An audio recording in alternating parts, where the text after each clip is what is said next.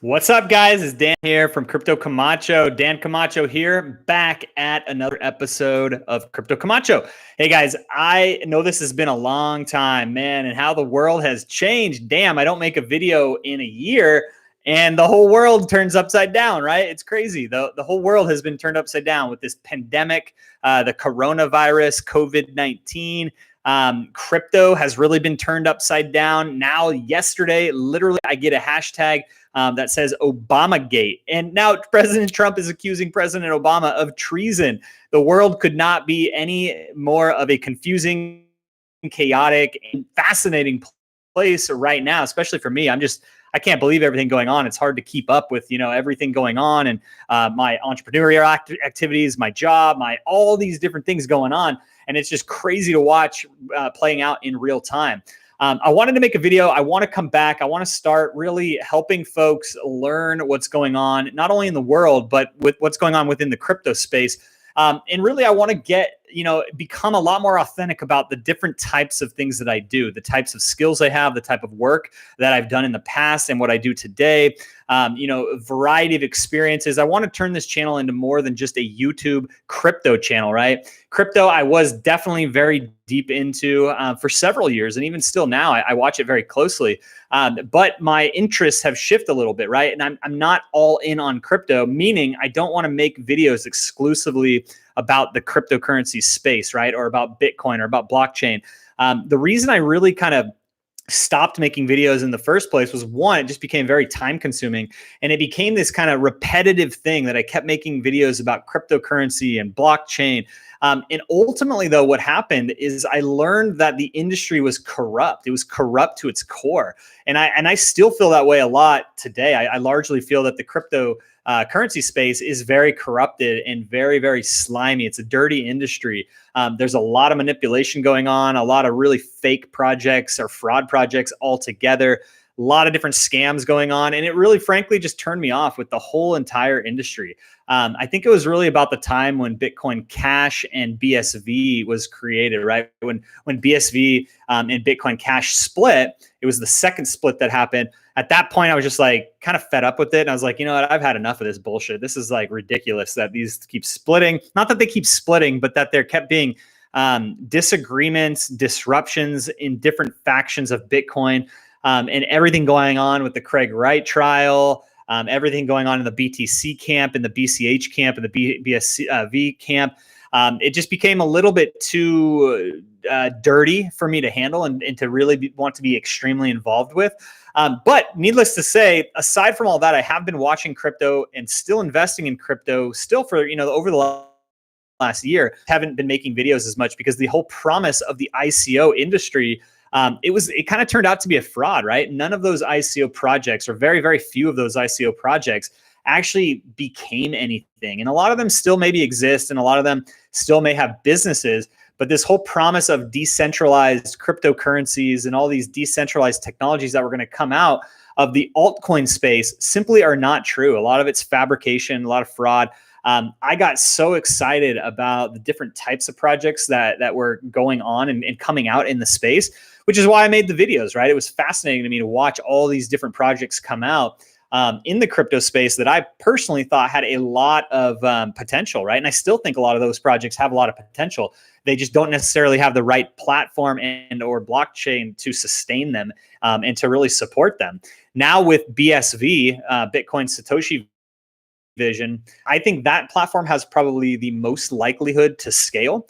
We've all seen Ethereum. Ethereum hasn't been able to scale. They haven't really built out a plan that is capable of scaling yet. We know BTC is utterly dead in the water. It's literally like technology from decades ago. I wouldn't use BTC for literally anything except for watching on a computer screen. There's functionally no real use for Bitcoin with BTC, right? Transactions are very, very slow. You can't use it to pay for services, to pay for bills. So it's really just become kind of useless. I think some of the others, Bitcoin Cash, BSV, Ethereum, are still fairly quick. XRP still fairly quick. But I think there's a lot of issues in the space in general. You've all been probably watching the Craig Wright court case going on for the last year or so. And right now, as we speak, the halvening is going on, right? The Bitcoin halvening is going on. I think yesterday, today, and we're starting to see the markets change a little bit, right? We've seen an upward trend for the last several weeks, really, and we're starting to see a downward trend now. And that upward trend kind of reversing because of the halvening, right? And many people still think and thought, that because of the halvening, the Bitcoin price would go way up to the moon, right? It would go to like $50,000 or even higher.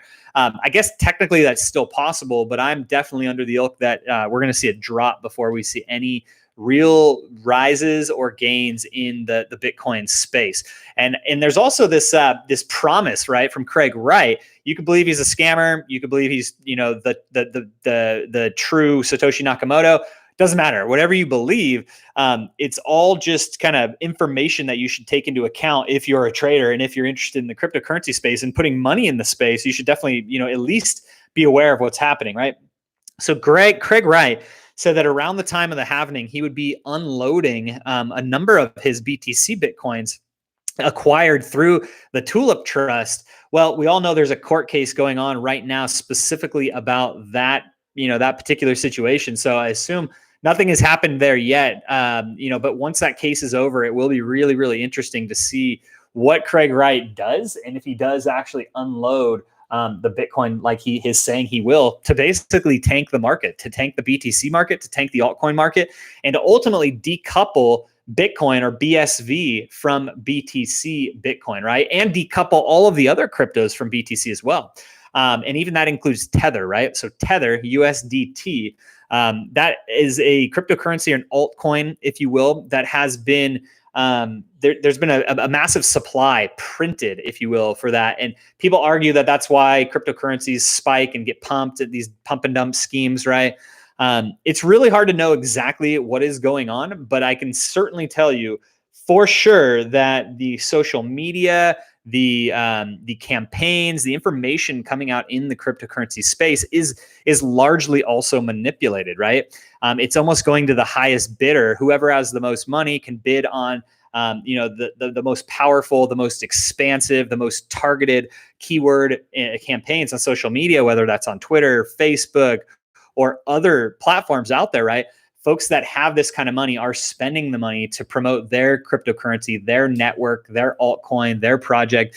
And really, it's whoever creates the most noise, the most marketing, the most thought leadership, the most awareness in the space that generally wins because they garner all the attention. And cryptocurrency, the interesting thing is that the size of your network largely also helps to dictate the price of your cryptocurrency, right? Not 100%. And I don't want people coming out and saying that I said, the only thing that dictates price is the size of your social media network. That's not true, but it largely influences the adoption and or the price fluctuations up and down of the cryptocurrency, depending on the news that's going on in the day, the news, the campaigns.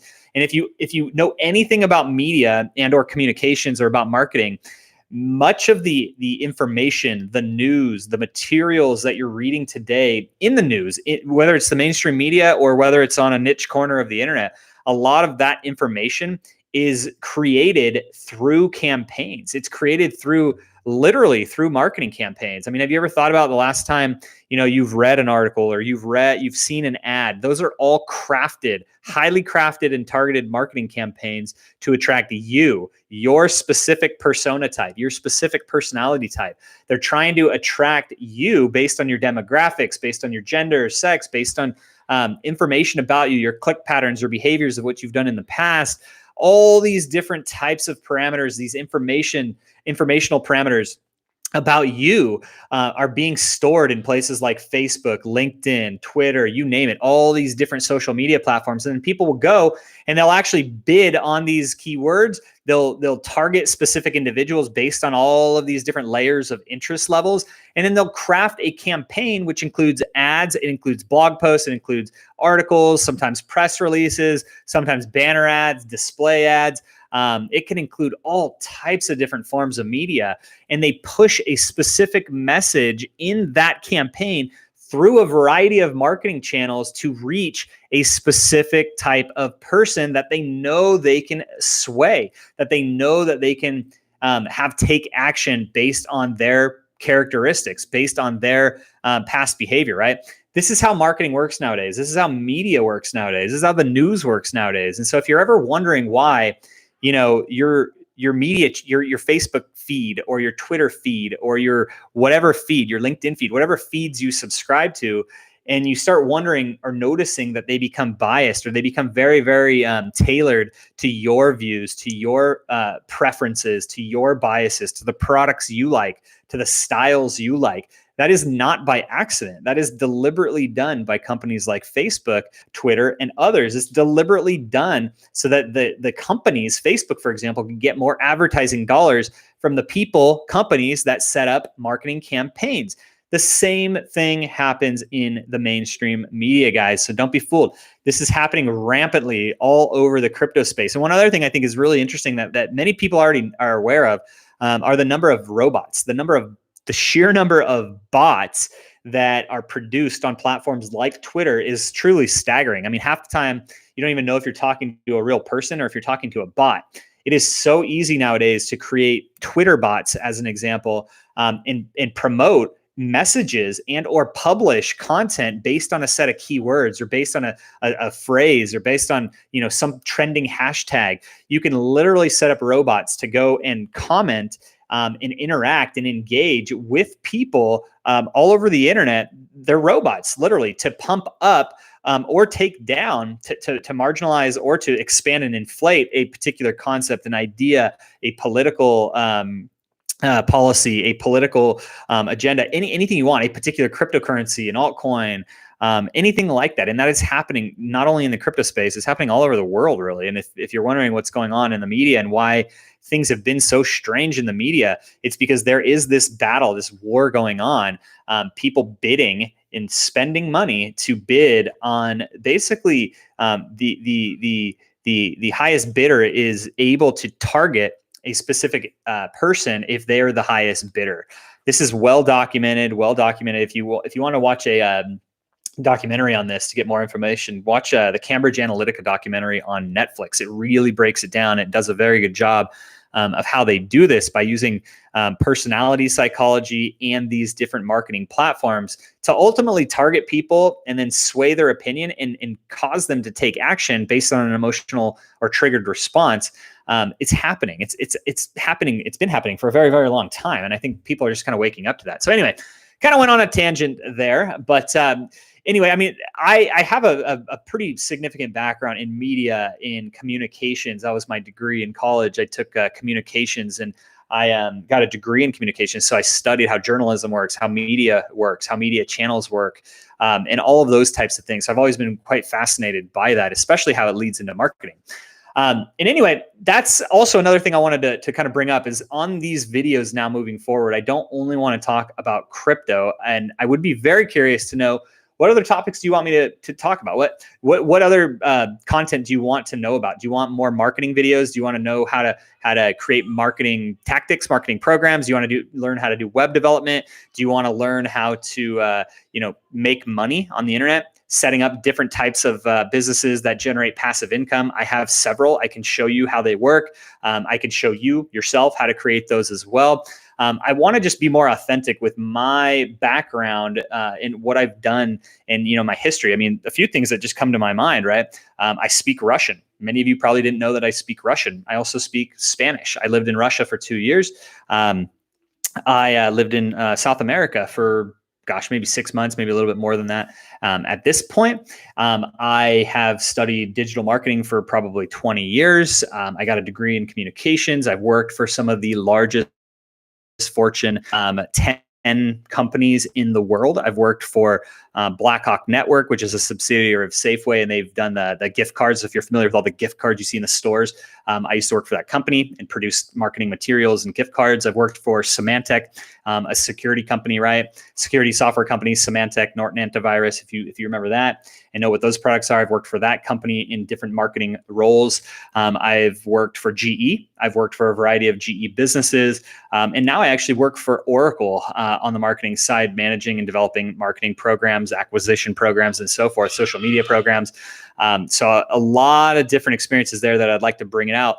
And at the same time, kind of in between all of this, I have started a variety of different businesses that generate passive income, some more than others, right? Things like running AdWords websites, building Etsy shops, building affiliate stores, selling information products, dabbling in cryptocurrency. And obviously, most recently, I've dabbled into the cryptocurrency space, learned how to trade, learned all about cryptocurrency, learned how to actually invest, not only in crypto, but at the stock market and how the technical side of that works.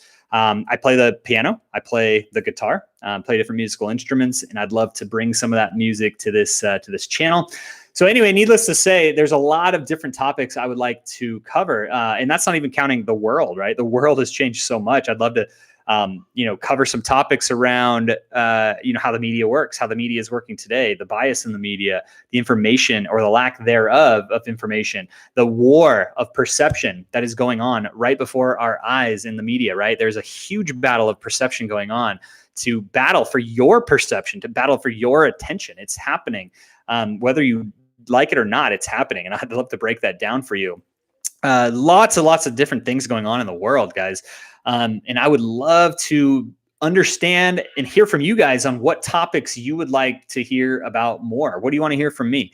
What topics do you want me to talk about? What topics do you want me to break down? Or is it that you just want to learn how to make money? Everybody wants to learn how to make money, right? I know there is a ton of different ways you can make money online. I've used and exploited many of those different methods. The potential that you have to generate passive income, to start a business online, it's massive. There's no better time to do it than right now during this coronavirus pandemic. While everybody's locked down, people may have some time off. Many people are losing their jobs.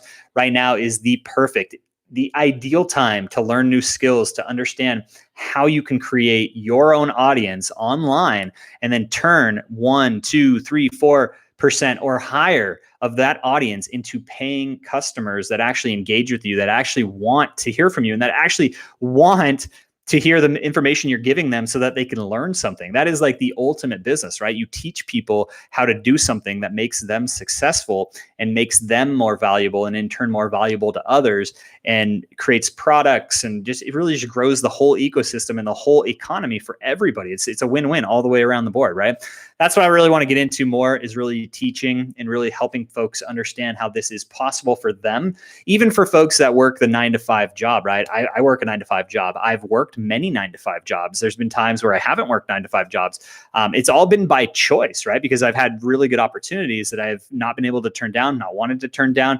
But my passion really lies in teaching, in training people and teaching them how to become self-sufficient, how to become independent, how to learn skills, how to monetize those skills, and ultimately how to become self-reliant on themselves for income, for just generating wealth, and for learning and growing as a person, right? So anyway, that's going to be my focus here. I will still talk about crypto because I still love it. I still think it's a fascinating space, and I don't think it's going away anytime soon. But I want to help you build multiple streams of income. I want to help you build passive income. I want to help you start a business. I want to teach you what I know, what I've learned in the last 20 years of doing marketing, digital marketing, communications, media, branding, PR, product marketing, product management, you name it. I have been in so many of these spaces. I've created products. I've launched, I can't even count how many websites I've launched. I have dozens. I have dozens of websites. I could show you platform after platform after platform of how to create those. And I can do it in a way, the interesting thing is my spectrum of skills. I've started individual websites for individual people, and I've helped individuals monetize their own skills and become entrepreneurs, right? I've also helped small businesses do the same, and I've also helped enterprises do the same. So the span, of the marketing tactics, the span of the systems that you would need, the know-how of how to set things up to create a self-regulated ecosystem, if you will. I will give you all of that in videos to come, guys. So anyway, if you like what you hear, if you think this is a great idea, give me a like on YouTube. Click on that little button below. If you're just watching me for the first time, I'd love it if you subscribe and click on that little red button down below as well. I would love to get your thoughts on what topics you want me to cover. And I'm excited to be back, guys.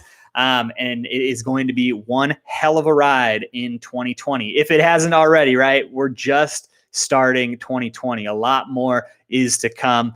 Be safe, guys. Take care. Start a business. Talk to you later, guys. See you later. Bye.